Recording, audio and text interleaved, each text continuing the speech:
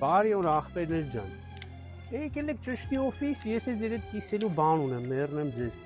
Արես ինչա դարես մեր հայկական սոցկայքերը։ Ընկեր ջան, մի քիչ երկար ես մնում TikTok կամ Instagram-ում, Բրազիլիա գնալու ցանկությունը կորում ախպեր։ Արա ոչ մեկի դեմքով չես ճանաչում, սա հետևով են ախպեր, սա բլոտի սեղան են, ընկեր ջան։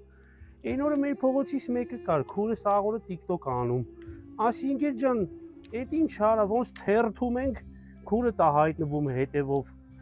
Կարող է դուրսը մեկը տենա ուզենա թերթի, բայց չեն կարող ախպեր, կտան էջը կճղեն։ Սենց իմ համար թերթում եմ, մեկը տենա բլոտի սեղան մի հատ մեծ։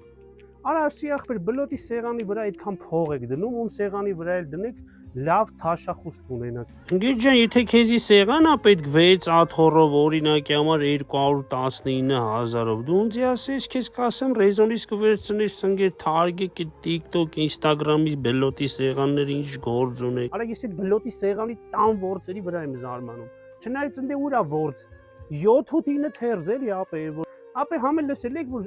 Սաղ ասում են ընկեր, մենք լավ տղա ենք, իսկ քնվաղ լսել եք մեկը ասի, ես վատ տղա եմ։ Հա, ինչ է, լավ տղա ենք, անա։